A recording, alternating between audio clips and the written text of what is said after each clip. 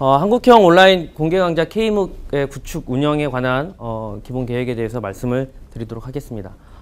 필요성에 대한 묵에 대한 필요성에 대한 이야기인데요. 저는 정말 쉬운 말로 말씀을 드리면 정말 너무 많은 분들이 원하고 있다라는 걸로 대신을 하고 싶습니다. 그리고 사실 너무 많은 분들이 원하기 때문에 좀 늦은 감도 있지 않나라는 생각으로 대신하고자 합니다. 비전과 목표 전략에 대해서 말씀을 드리도록 하겠습니다. K묵 같은 경우는 열린 고등교육 체제를 통한 대학교육 혁신이라는 비전을 통해서 수립이 되었습니다. 정책 목표로는 3가지가 있는데요. 최고 수준의 강의 공개를 통한 대학 수업을 혁신하는 데 첫 번째 목표가 있고요. 두 번째는 고등교육의 실질적인 기회 균형을 실현을 하겠다. 그리고 세 번째, 고등교육에 대한 평생학습 기반을 조성을 하겠다라는 목표가 있습니다. 4가지 추진 전략으로는 초기 부분에서는 이제 올해부터가 이제 시작이 될 텐데요. 명품 브랜드를 구축한 후에 여러 참여기관들을 연체적으로 확대하는 데 전략이 있습니다. 그리고 대학마다 각각의 콘텐츠라든지 운영의 방식이라든지 이러한 자율성이 있을 텐데요. 이런 자율성을 존중되는 방향으로 사업을 운영하고자 합니다. 또 정부 지원을 통한 기반을 조성을 한 후에 부가 서비스의 단계적 검토를 할 예정입니다. 나아가 이제 국내 서비스가 어느 정도 안정이 된다라고 하면은 한류 콘텐츠라든지 이러한 콘텐츠 자체를 점진적으로 글로벌화하는데 추진 전략이 있겠습니다. 세부 추진 과제는 크게 4가지 분류로 말씀을 드릴 수 있겠는데요.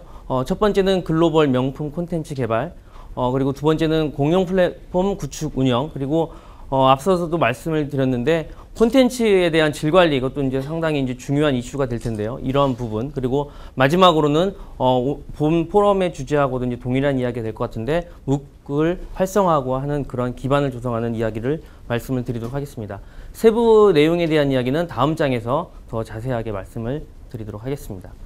글로벌 명품 콘텐츠 개발입니다. 우선 첫 번째는 국내 명품 콘텐츠를 신규 개발하는데 시작이 있었습니다. 그래서 지지난주에 아마 혹시 대학을 대상으로 해서 이제 참여 희망 대안의 사업 설명회가 있었었는데요. 현재 지금 신청 접수 중에 있습니다.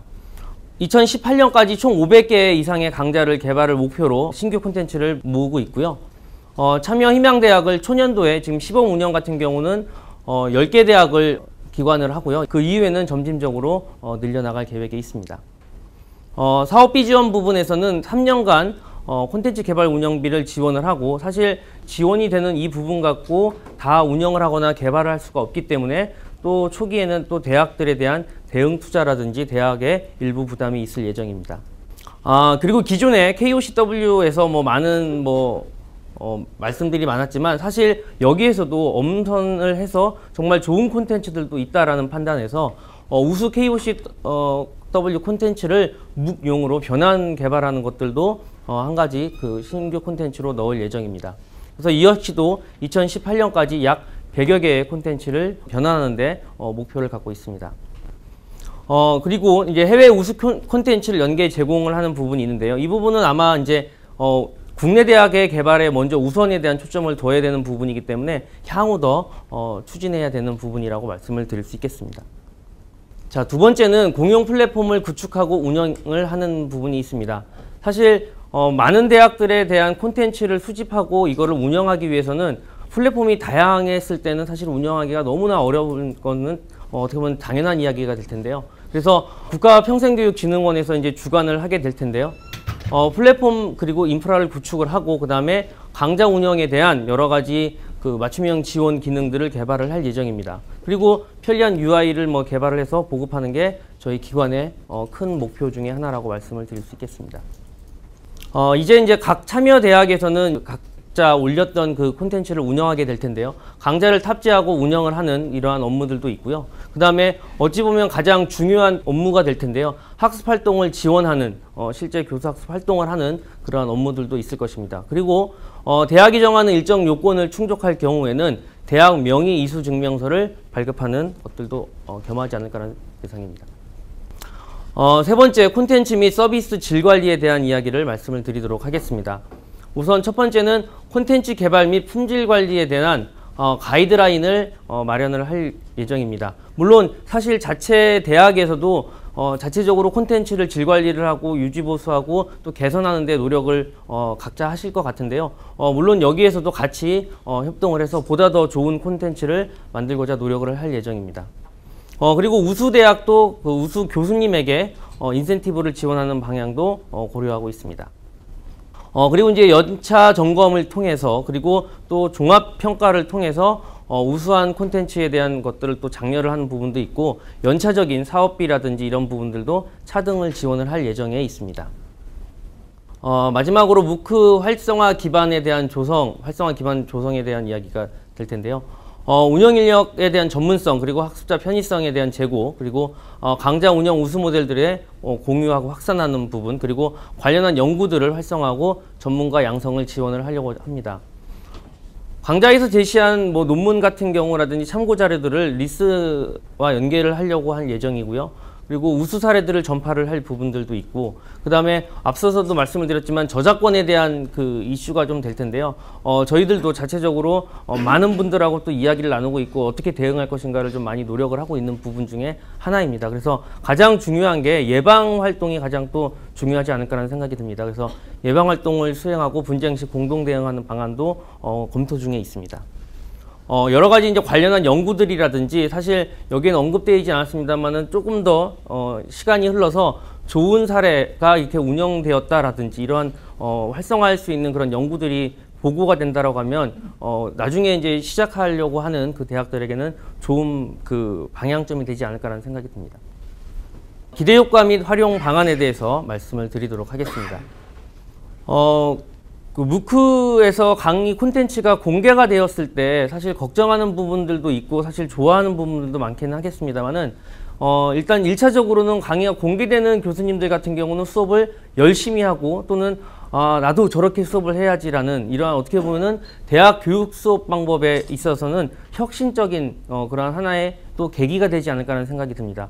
나아가 어찌 보면 대학 교육에 대한 그 성과를 제고하는 그러한 여러 가지 방법 중에 하나가 되지 않을까라는 생각이 듭니다. 그리고 이러한 그 우수 콘텐츠를 학습하는 개인들에게는 또 개인 역량을 증진시킬 수 있는 또는 직업 전문성 등 이런 역량을 증진시키는 계기가 될 것이라 생각이 듭니다.